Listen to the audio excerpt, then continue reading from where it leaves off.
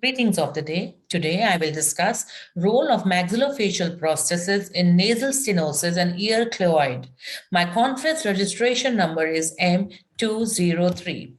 As we know, maxillofacial prosthesis, it deals with restoration and rehabilitation of various defects of the maxillofacial cranium. And as for GPT also, it is a branch of prosthetics which concern the restoration and replacement of the stomatognathing or the craniofacial structures with prostheses that may or may not be removed on a regular or elective basis. The main objectives of the treatment being protection of the tissues, functional, therapeutic, cosmetic, and psychological, and the types of rehabilitation we can offer to such patients so range from a multidisciplinary support from preventive, restorative, supportive, and palliative. In my first case, where I will discuss the nasal stent prosthesis for prevention of nasal stenosis.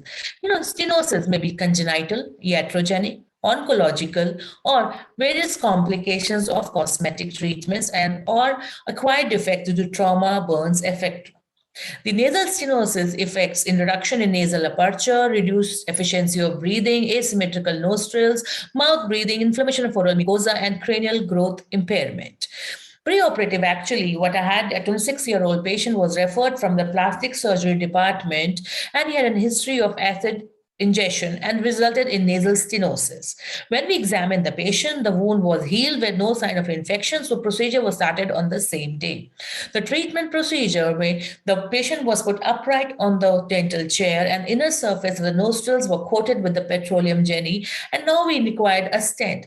We can use various biocompatible materials, and the easily available one was we had a suction catheter, which was diameter similar to the nasal passage but not going beyond the nasal septum. This was a medical grade suction catheter material. We can also use some heat process acrylic resin also. We took a light body polyvinyl oxime injected on the external layers, the allow of the nose to hold the catheter in place. Putty was adapted to it, extended to the nose. Impression was made, allowed the material to set, and the band of material was then continued across the columna to join the two sides of the nasal cavity. As you can see, the impression was made. Then the nasal mollage was made. The excess material was trimmed so that when the nasal impression was reinserted, the margins of the nostrils could be seen, and all were disinfected 2% glutaraldehyde. The impression was then poured, and nasal mollage or the nasal model with angulation of tubings was obtained. Autopolymerizing resin was then adapted around the tubings, maintaining the potency, and everything was polished. This is the nasal master cast, a nasal stent which was fabricated, and then the patient was quite comfortable with this, and all the patency of his nasal aperture, everything was maintained. He was instructed for its cleaning and removing it, and he had adequate retention, and he could perform inhalation and exhalation process quite conveniently.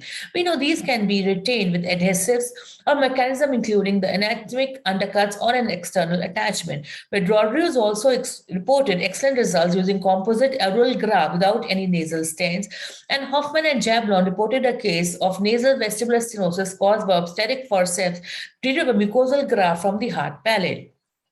Definitely, the advantages of nasal stents range from the functional, that it prevents the collapse of the nasal ana during breathing, supports the cartilage transplants, maintains contour, minimizes scar contracture of a skin grafting procedures, and also widens the nostrils of trauma or burn patients. Now, my second case is of the pressure clip fabrication for a case of ear cleoid. As if we had 32-year-old female who was referred again from Department of General Surgery for management of this auricular cleoid, and the chief complaint was swelling dating back to 3 years with a history of ear piercing 8 years back, and this swelling was gradually increasing in size. We found a small, oval, non-tender, irregular surface swelling 12.53 by 19 by 32 mm. This ear cleoid is most commonly found as a common for complication of ear piercing. The treatment options which can be given can be adjuvant therapy to a surgery. These mechanical pressure prevents and treats cleoid scars, and we can give these pressure adjustable ear clip models preventing of this ear cleoid reoccurrence. We took an ear impression. The skin over the right ear was lubricated, and light body polyvinyl siloxane material was injected around the meatus, and putty was adapted around it. Then Then a 21 gauge stainless steel wire adapted, designed in a V-shaped loop, was with its helix at its apex, was adapted over the chloride region, and custom-made pressure appliance with loop in clear polymethyl methacrylate resin was made. Clear instructions to be made to the patients to wear it continuously to maintain the required pressure, and no undue pressure or swelling variety was done. Clean the appliances with spirit, and recall was done after every 3 years. This is my dice stone cast extension of the chloride marked. The pressure clips, we may try to make it aesthetic because as a young girl, we gave her some design of a flower-shaped pressure clip of clear automolarizing resin.